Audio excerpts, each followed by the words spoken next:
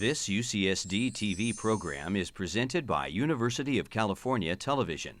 Like what you learn? Visit our website or follow us on Facebook and Twitter to keep up with the latest programs.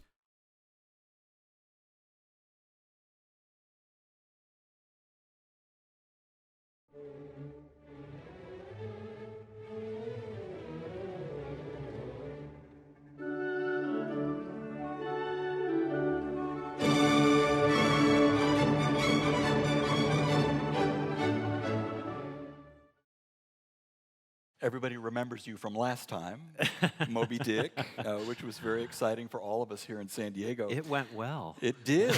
It did. It sold well. It went well. Did you like it? Thank you.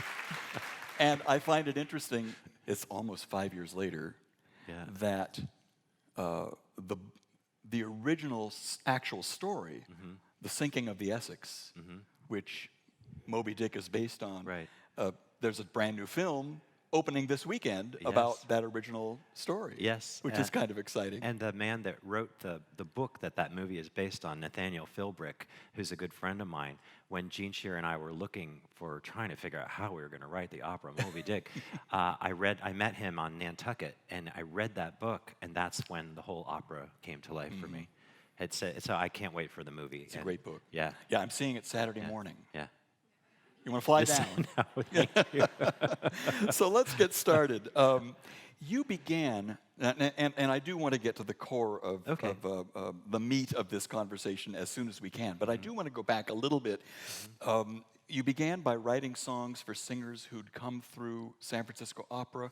You were in the publicity department, is that right? Yes. What were you doing in the publicity department? I was writing press releases.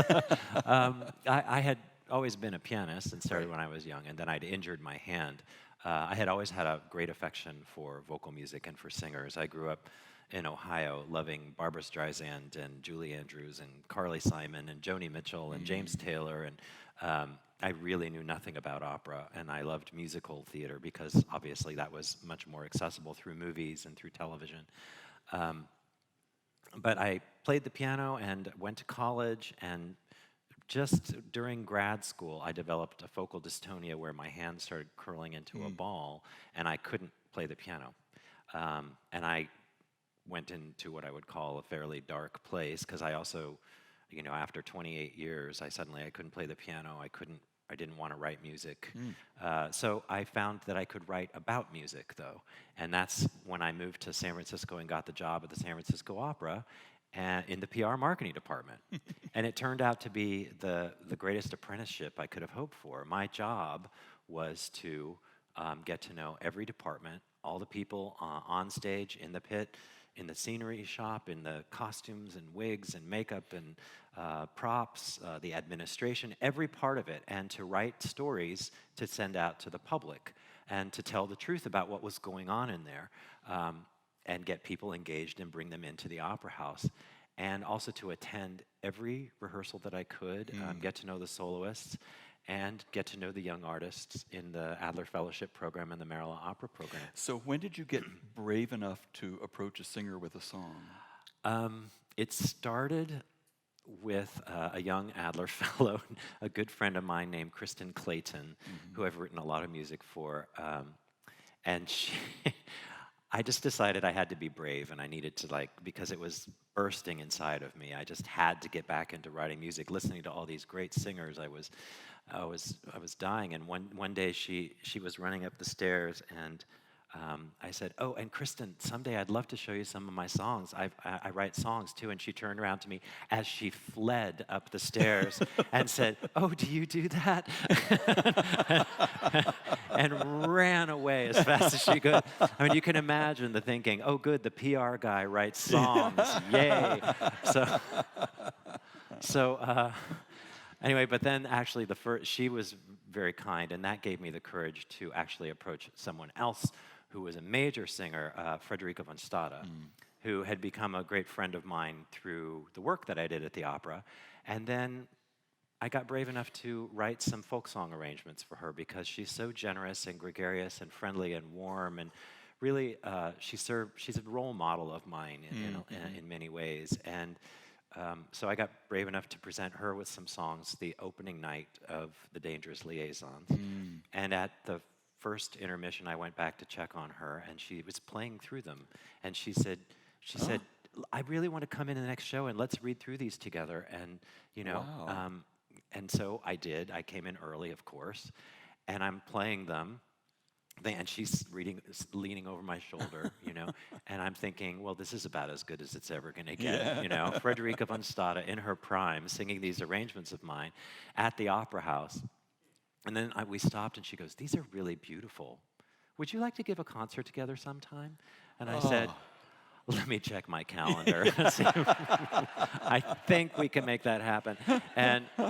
And she meant it. And she made a demo tape for me for a competition. And she was incredibly generous, as she is with young people everywhere. It's so important to have mentors in this particular business. Well, and it? also someone who just goes, you know what, I believe in you. Yeah. I want to give you a chance. Right. And I think that's why I make it a priority to teach and mentor other composers and young singers and pianists, because people have always been so generous to me. But moving from writing a song to writing an opera is a whole other thing. How did that begin? How did that begin? I started writing not only for Flicka, but also for some other unknown singers around that time, Renee Fleming, Bryn Terfel, Sylvia McNair, Jennifer Larmore, Dawn Upshaw. They were all people who had been coming to the PR office to look at what interviews or look at their bio file that we were sending out to the press. Suddenly were coming to see if I had a song that they could sing. It was the most amazing time. I was like, no one could believe it, least of all Lotfi Mansouri, the general director. Yeah, but you had the luck to be at San Francisco Opera, where they had that quality of singer coming into town. But who knew that those singers were looking for new songs? Yeah. That was the surprise to me, with the wealth and richness of the vocal literature, the number of composers who have written songs through history, that they were looking for something specific, personal, and unique that they could inhabit and convey something of their experience as a 20th, now 21st century, but back then it was still the 20th, it was the 1900s, people, that they could convey something of their era and their experience in that time. And it was just a remarkable time, and they started singing them all over the world. I won a competition with G. Schirmer, an art song competition, and they started publishing my work. And this is all happening while I'm writing press releases. And so one day the general director said, Lotfi Mansouri said to me, have you ever thought about writing an opera? You're writing all these songs. And I was like, no, I've never thought about writing an opera. It just seemed, I'd been to lots of operas by then, and it just seemed so massive. Like, so that's true. You had never really considered it. No.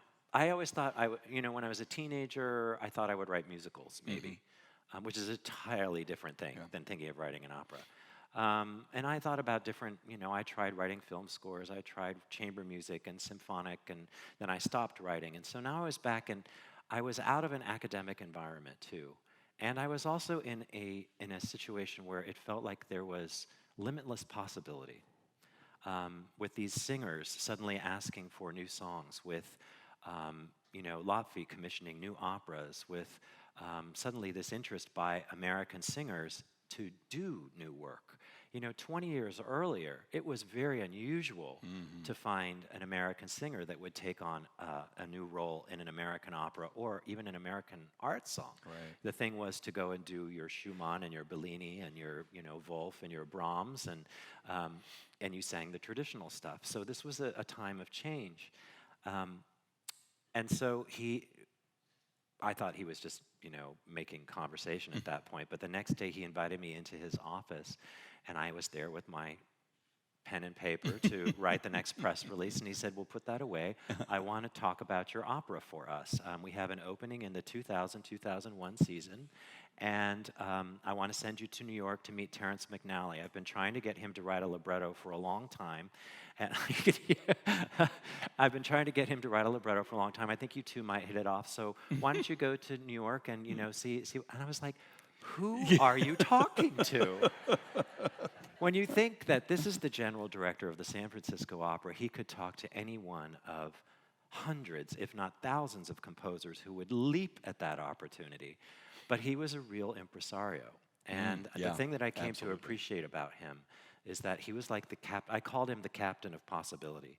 He was like the captain of this massive ship. And because of his personality and his passion, he could bring anyone along. He would convince people to go along on this venture. And as a result, he gave Anna Netrebko her American premiere. He gave Valery Gergiev his American premiere. He did this whole Russian series where he did The Fiery Angel, Ruslan and Lyudmila, all of these things that you would never get a chance to see otherwise. And they were enormously successful. And he had commissioned the Streetcar Named Desire that Andrei Previn was writing.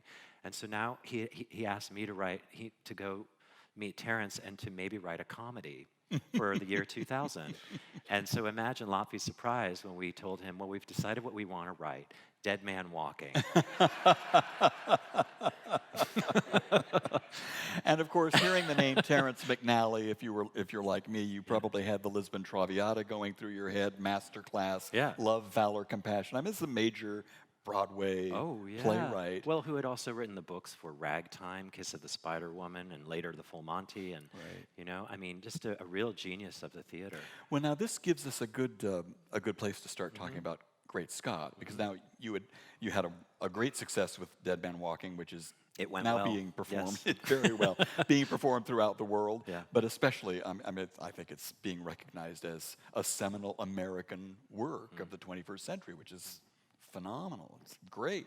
I accept. But Terence McNally, you didn't write another opera with him or he didn't write another libretto for you until Great Scott comes along. So he wrote a short libretto for a piece that we wrote called At the Statue of Venus, which is a 22-minute scene for soprano and piano. That we wrote for the opening of the new opera house in Denver. So back it's not in 2005. like you lost touch. No, we were in touch, and actually every opera that I've written has come from a Terence McNally idea. Dead Man Walking was his idea. The End of the Affair was his idea. He didn't write the libretto for that. 3 Decembers, my 3-character opera, was based on a short script that he wrote. Moby Dick was his idea, and he was going to write the libretto for Moby Dick, but he had to withdraw for personal reasons very close to the beginning of that process. And so we had been looking for an opportunity to write something. And so when the Dallas Opera had premiered Moby Dick and it had gone well, they asked right away if I would come back and write another piece. And I thought, well, this is the chance to work with Terence. And he just sort of leapt at that opportunity. Now, this is unlike Moby Dick, Dead Man Walking. It's totally original. Yes. It just came out of the air, right? So came from somewhere. How did that come about? Because that's actually rather unusual today. Oh, it's very brave. It's extremely bold when you think that most operas, musicals are based on something that you know.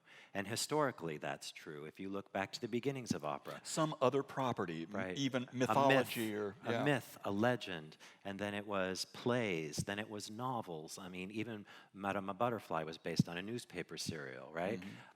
Peter Grimes based on legend. It's always based on something that the audience knows. There are very few examples historically of successful operas that were based on original stories. I think Ariadne or Auf Naxos or Rosenkavalier is probably an original story. Così, I think, was an original story. Yeah, that's true. Così fan tutte. So, but they're very, very few. And I always look for a project that's going to really terrify me. I mean, Dead Man Walking. Oh, piece of cake. Moby Dick, piece of cake. No, these are projects that are really scary and daunting, where I feel music right away, but I don't know how I'm going to do that. And that's an exciting place for an artist to be, is I think I can do that. I don't know how I'm going to do that. And so when Terence first suggested a story, he wanted to write an opera he wanted to write a modern day Medea based on the Susan Smith story of the woman that put her kids in the car. And I was like, oh my God. Terence, I don't want to write that. I was like, I don't want to live there for 3 years. An opera's going to take 3 to 4 years of your life to write. I I don't want to try to convince an audience, or an opera board. I think it's going to be a really uphill battle with that one. And I said, what about something completely the opposite? What about something original that has great heart, that has the opportunity for great laughter? I would love to write something that makes an audience laugh and then makes them cry in the next moment. And his eyes started to sparkle, and I thought, he's got an idea of what we're talking about. And lo and behold, very shortly after that, he started this invention that became Great Scott. I remember you saying in an interview, dealing with Moby Dick when you were last here, that before you could set a libretto, or a story, a book, or a libretto as an opera, it had to sing. What do you mean by that? Well, it has to sing to me. I mean, what I found out writing Dead Man Walking, which was remarkably not hard to write, is that I am a theater guy. I'm primarily a theater composer, which means I like the idea of the stage. I think in 3 dimensions with people moving around. I think of language. I think of interaction and conflict, and how that manifests itself through music. What are the things that the music can tell you on the stage that you don't need the libretto for? What are the things that you need the libretto for? So it was in that it has to sing to me. A libretto really isn't ready until it sings to me. That's one of the librettist's primary job, is not only to set up the structure and the characters so that those lines are clear, so that we know where we are, we know who these people are, we know what's happening, we know what the interactions between them are, but that it leaves room for music, and that the language and the situations and the arc of the piece, when I pick it up and read it, suddenly I am inspired to write music. And that's the librettist's job, is to make that happen. And that's a daunting thing. When you think of playwrights, they want to be the primary, dramatist. Poets, it's about language. It's not about action on the stage as much, right? It's about the beauty of the language itself, and the spirit and emotion behind it. If you think of a lyricist, that's a very different thing too. If you think of a screenwriter, that's a very different thing too. So someone who writes a libretto has to have a combination of all these skills, a sense of poetry between language and motion, but also the instincts of a playwright. But then they have to subsume all of that to the vision of a composer, because the music has got to lead. My goal always when I write an opera is that if you couldn't understand a single word of the libretto, you would still know emotionally what's going on. If you think about going to a great Verdi, Puccini, Mozart opera, we don't understand every single word unless you speak fluent Italian or German or whatever the opera language the opera is in. But if the music can transport you, you don't need to understand every word to know what's going on emotionally, because that's why we go to the opera. Now, we imagine Mozart and Lorenzo da Ponte in a cafe every day in Vienna. Do we? I was just thinking of that. Trading ideas and for story, and Mozart looking at the language and the libretto, and no letters were exchanged between them because they worked very closely in the same city, the same neighborhood. Right. On the other hand, von Hofmannsthal and Strauss, we probably know too much about their relationship, more than we ever want to know. How did you work together? Was there, in this 21st century and electronic age, did you do a lot of emailing back and forth? Was there Skyping? What was most successful for you? Actually being face-to-face? Yeah, being in the room together, there's no substitute for that. And with any enterprise, whether it's artistic or business, it's all about the people that you work with. It's all about the people in the room. And with something like an opera, you're working on it for 3 or 4 years. So you have to like working together, respect each other, enjoy each other, respect each other's ideas, agree to disagree, and to move forward and to challenge each other so that, I make his work better, he makes my work better. But being in the room together at the beginning is key. Yeah. And checking in throughout. But then we each need our privacy, so phone calls are helpful, emails very helpful. But finding the time to be together is everything. I don't think our audiences really know how much of a collaboration creating an opera really is. Let's talk about the workshop process first. Let's assume you and Terrence have worked very, very hard at creating this piece, and it comes to what is the workshop process and what happens during that? What kind of decisions do you have to make during it? Even before that, Terrence writes. But first of all, before either of us can do anything, we have to have a story. Before there's, everyone always says, "What's first, the words or the music?" The story is first, right? What's it about? What's going to happen? Who are these people? Why do we care? Why is it meaningful to have this work come to life on the stage? And then if you have those things in place, suddenly words can emerge and musical ideas can emerge for me. A lot of what I write for the characters is going to be initially based not only on my perception of them dramatically, but also the words that they use and how I set those words. The rhythmic structure of the language. I mean, that's why I think American opera sounds American, because it's using American English, right? French opera sounds French because of the language and the rhythms of the language, the nuances of the language. Italian opera sounds Italian because of that same reason, because of the language. So I base a lot of that on the language that he gives me, but then maybe I'm writing something and I have an idea and none of the language is working. So I start writing in my own words or writing in dummy words for the moment, and then I check it with him. And then we go back and forth. He rewrites, I rewrite, we go back and forth. You had permission to do that from him? Oh, yeah. I mean, that was okay to it has to be words, okay. Edit and... Oh, it has to be okay. That has to be clear right from the start. I can't work with someone who's not willing to be flexible with language. The same way I have to be flexible to their idea if they say, you know what, I think we can do better, or we can make an improvement here. That's really refreshing to know. I'm not telling them how to write, but I'm just saying this isn't working. I need something different. Yeah. And so then the workshop process, because all of that is abstract.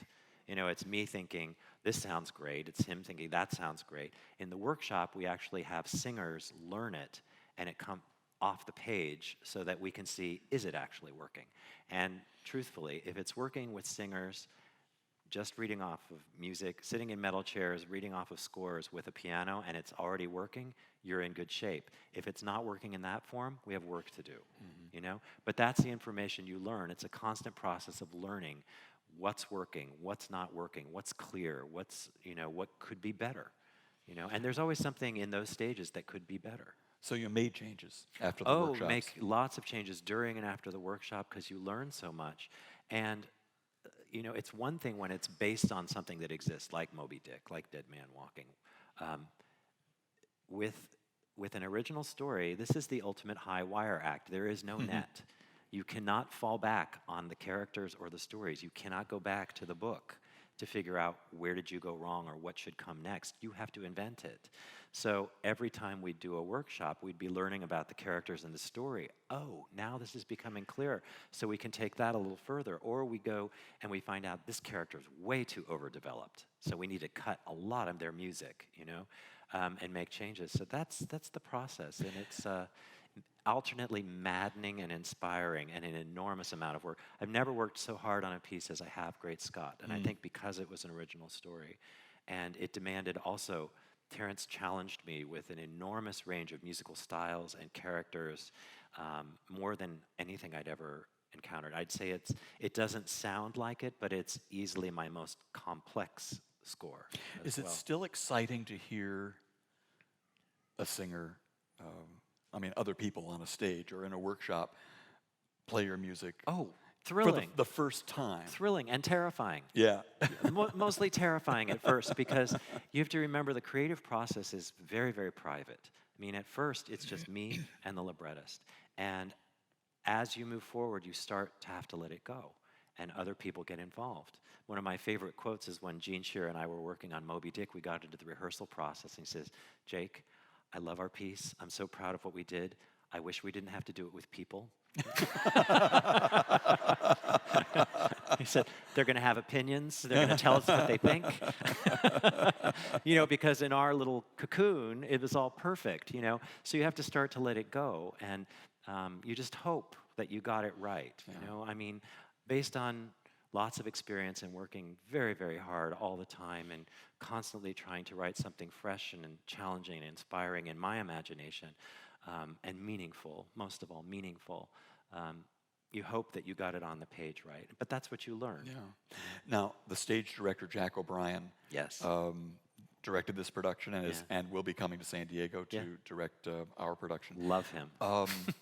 Now, when did he join the process? Because now I'm understanding from Yeah. you and other composers that the stage directors are being invited in a lot earlier than they were Jack before. was involved right from the beginning, and Terrence and I, once we'd figured out what the story was and we were thinking of who was going to direct this piece, immediately thought Jack would be exactly the right person for it because it is such a theater story, and it's got a range of color and character that was just right for him. And so we had dinner with him and told him about it. And he goes, "Yeah, I'm the right person for this piece."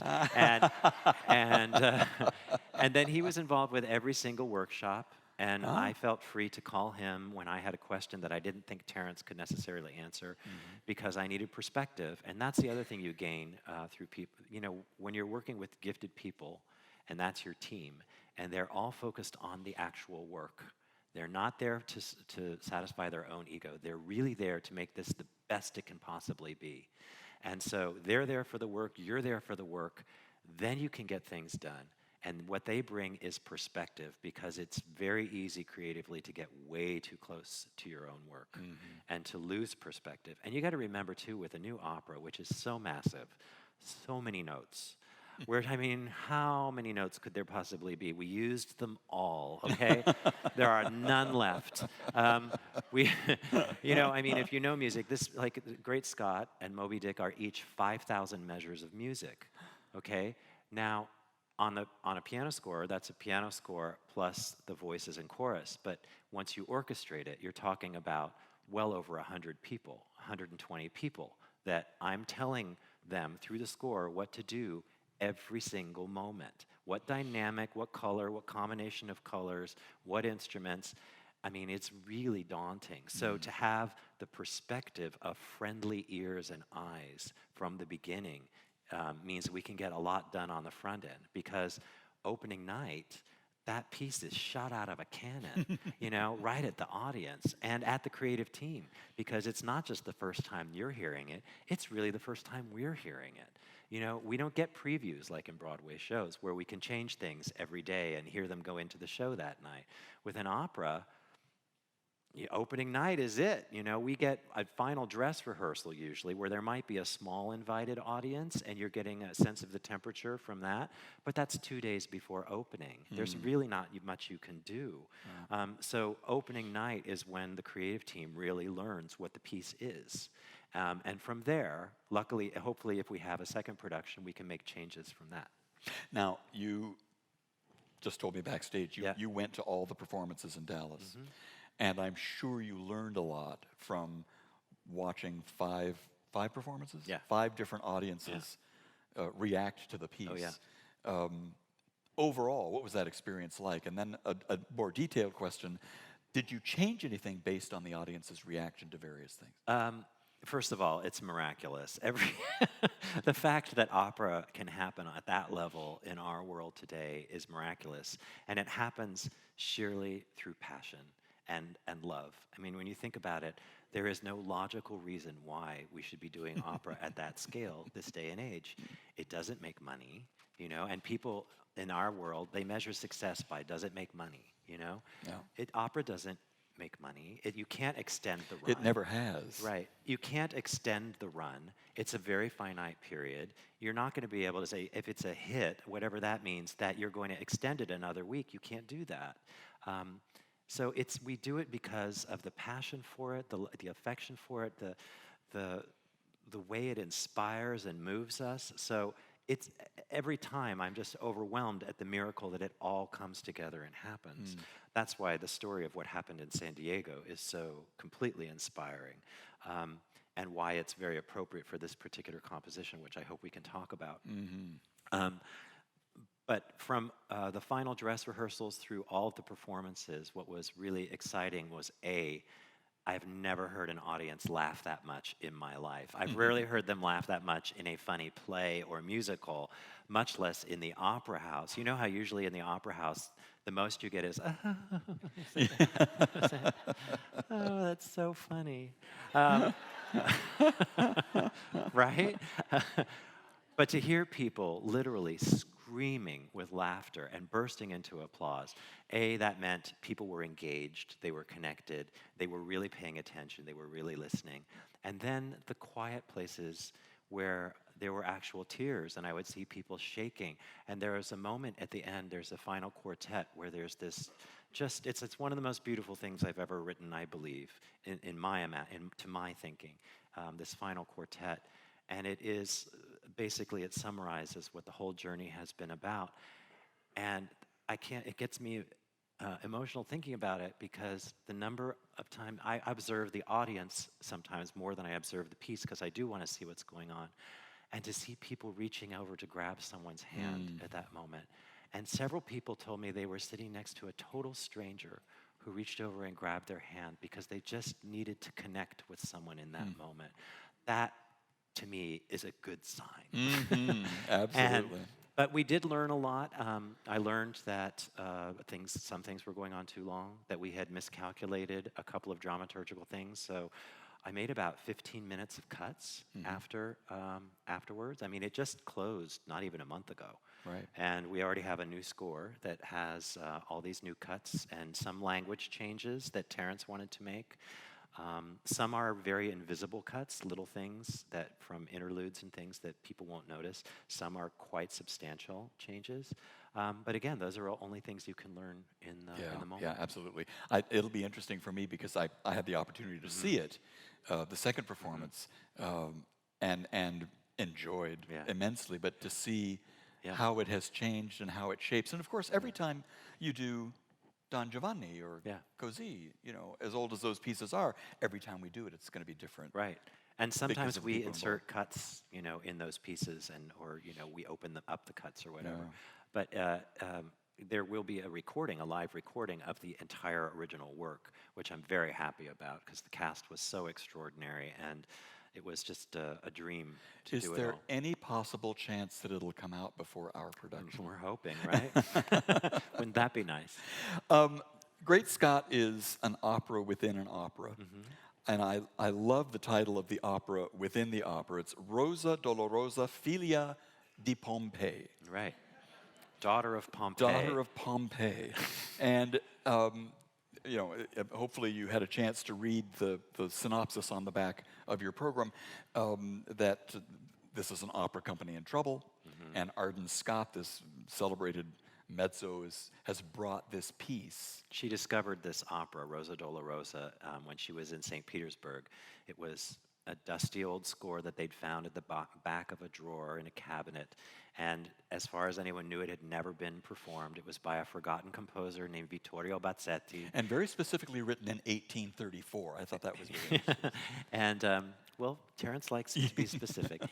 And, but what he did, Terrence is such a brilliant man of the theater. What he did by placing it in, first of all, setting it in a theater of a company that is in trouble, an American opera company that's in trouble, as many of them are or have been. And instead of coming with a new opera or with a famous classic, she's chosen to bring something that's never been performed, that's 200 years old.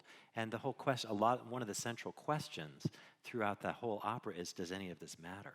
Does it matter to do a 200-year-old piece? Is there merit in doing that? And in doing a piece that was never performed? Is there merit in doing a new piece? Is there merit in doing Rigoletto again? The other thing that happens is there's a young, eager soprano who's part of the company, Tatiana Bakst. She's eager. She's going to make it no matter what, and she is not going back to Russia.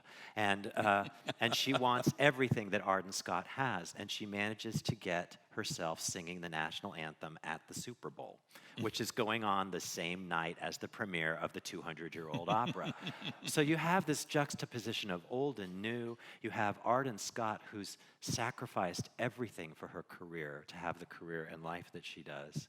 And here's this young, gifted singer who winds up singing in front of 110 million people on TV, who now has a career beyond what Arden Scott could ever dream of, and now is going to get offered all the roles that would have gone to Arden. And that's a reality in the world too. Sure. And I think that's the essence of the piece, is the sacrifices and choices we make for dreams. And I think anybody can relate to that, whether it's a family that you dream of, or a career, or a journey, something that you've dreamed of, and maybe you're on your way, and suddenly you think about the choices and the sacrifices you made along the way, and you think, wow, did I do the right thing? Did I make the right choices? Was that all worth it? And I think everyone can relate to that story, whether you're in the theater or not. And that's why that it being in San Diego means so much. I was just going to say, it speaks to us in a huge way because of what we've been through. And you know, I like to think it was serendipity, but I think it was perhaps divinely inspired that the opera that we were performing at the time of the crisis was Don Quixote. Speaking of impossible dreams. Yes. Let's talk about the music. Can we move to the piano? Sure. I know that the overture is really stunning, and as most overtures do, it introduces a lot of the themes that you're going to use throughout the piece. Do you want to talk about the themes and then? Sure. Well, Terrence always gives me a wonderful setup, and of course the thing that was challenging about this piece is that I had to write a bel canto opera within the opera, so I had to create that style and sound world. There's the football game going on across town, so I had to create some kind of a fight song in reference to that. There's the craziness of the world that's going on now. There's a ghost story here too, because the ghost of the composer appears to Arden Scott in the second act. And interestingly enough, he doesn't tell her she should only sing the music of the past. He encourages her to sing the music of the future and to be brave and stop playing it safe, which I think is very interesting. He said, you have to remember the singers of my time, he said, they were singing new music and they were terrified too. And it's a very moving scene between the two of them. So I needed to set up all of those things. The big challenge was to find a musical sphere in which all those different styles could cohabitate and still make sense. So the bel canto theme that I have is, which is a little bit heroic and a little wistful at the same time.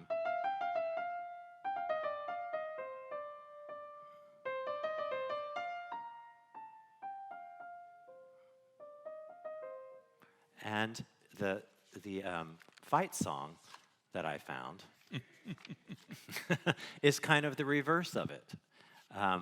And it just goes.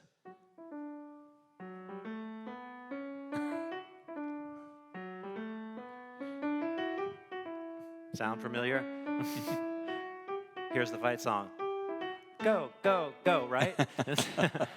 And the team that they're cheering for is the Grizzlies. So there's a go Grizzlies, go, go, go all through this. So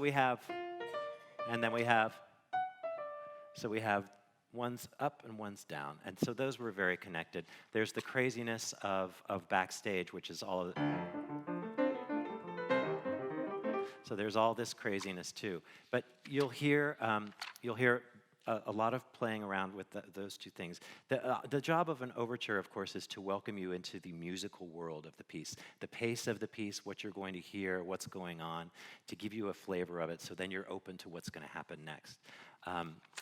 When the overture is basically over, there's a return to the ghostly music, and suddenly, as the curtain is going up, you see the people on stage rehearsing Rosa Dolorosa, and the conductor is at the piano playing the overture, which sounds surprisingly like a Rossini overture.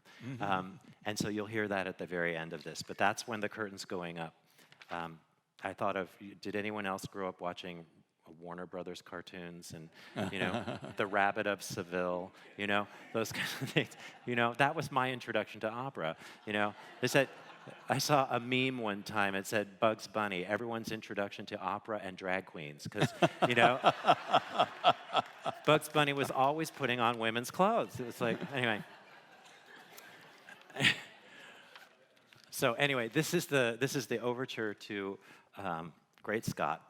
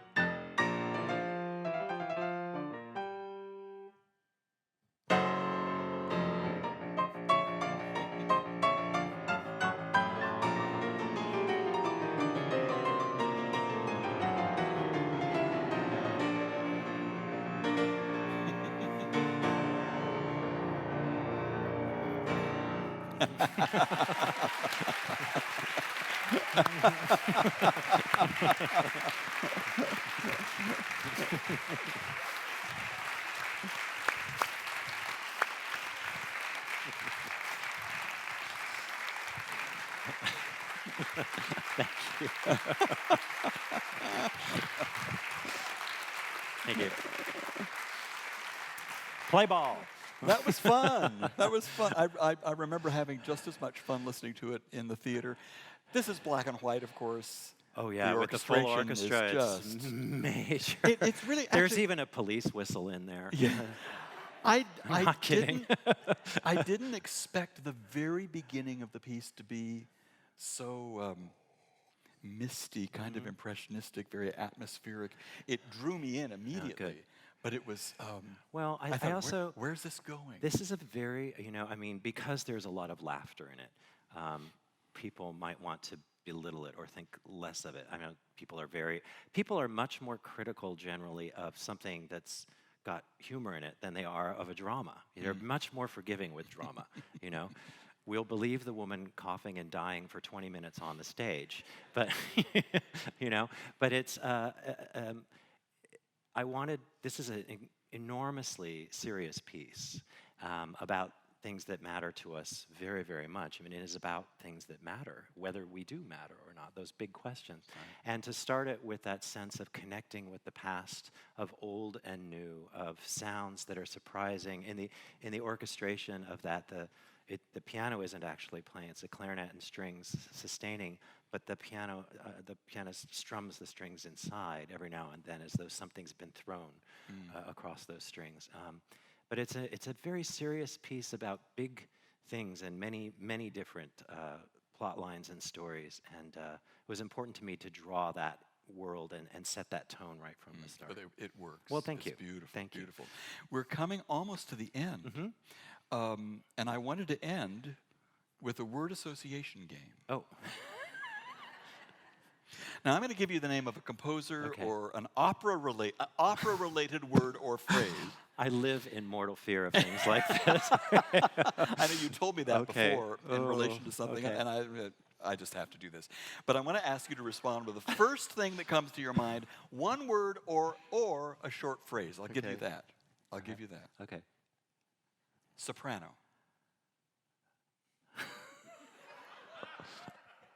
Oh dear. You're in big trouble. All right. That wasn't the answer. 20th century opera. Grateful. Puccini. Luscious. Bel canto. Ravishing. Lotfi Mansouri. Oh. Genius. Leader. Captain.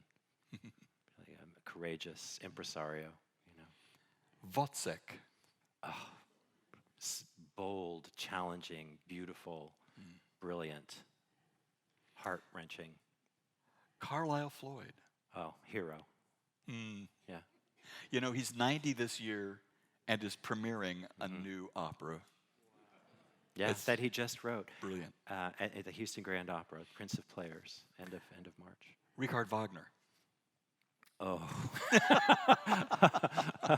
I don't know that I have words. I mean, this I can't just answer one word because, Wagner is the exception to sort of every rule, I mean, he just really created his own world in his own language, and it took me a long time to get to that world. Some people get to it much quicker. It took me a very long time. I resisted, and the thing with Wagner is you can't resist. You have to give into it and just let it pour over you like honey. Yep.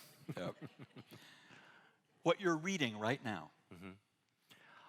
What am I reading? Oh, I just finished reading that, the Millennium series that was The Girl with the Dragon Tattoo, and I just read the new one that was written by a different author. I enjoyed it, but and then right before that, I read David McCullough's book about the Wright brothers. That new book, it's just sensational, but anything he writes is sensational. What are you listening to right now? Oh, my next opera. People always ask, don't you listen to music in the car? Oh, God, Yeah. no. Especially when I'm really immersed in writing a new piece. I have to be very true to that new language. So I'm writing an opera based on It's a Wonderful Life that opens in a year for the Houston Grand Opera. And so that's all that's in my head right now. Well, you know, you answered my last question because I was going to ask you, what's next? And that's what's next. That's what's next. And then 2 operas beyond that, which, you know, I cannot believe I was so fortunate to have this life and this career in music. And it's such an honor and privilege and thrill that I just don't want to repeat myself and just give something that I've already given. I want to challenge myself to give something fresh every single time, and because I think the audience deserves it, and I think the art form deserves it. It's a remarkable time in this country for new opera. When Dead Man Walking was premiered 15 years ago in 2000 in San Francisco, it was one of maybe 3 new operas. This year in North America, so the US and Canada, there were 45 world premieres. Isn't that remarkable? It's amazing. And also the courage of this company in San Diego to overcome the obstacle that was thrown its way, and with the kind of support, the rally to save the company and keep it going forward, and then in that season to include a new American opera, I think is such a big statement. And I'm just so proud to be part of it, and so grateful to be here and to be back after Moby Dick with something completely different, but equally exciting, and another exciting American story of our time. Well, you know what I'd love to do before you go? I'd love to play you music from one of the bel canto pieces that's in, and it's actually the entrance aria for Arden Scott. And it was also my way of paying tribute to Chopin, who was one of the most important composers I had growing up as a kid and a teen. And I always wondered where all that filigree came from Chopin, but he went to the opera, and he was living in the golden age of bel canto, hearing the greatest singers in the world in Paris. And that, when you listen to that music and you listen to Chopin, it all makes sense. So to do the opposite, be writing a bel canto opera and pay homage to Chopin a little bit. Anyway, this is the entrance aria for Arden Scott. She is the character Rosa Dolorosa at this time, and she is a slave to the Empress Agrippina, and she enters singing a prayer to Vesuvius. And I'm not going to tell you any more about it because I want you to come see the opera, but I'm just going to play this little tune for you. And can we close that way? Yeah. Okay, great.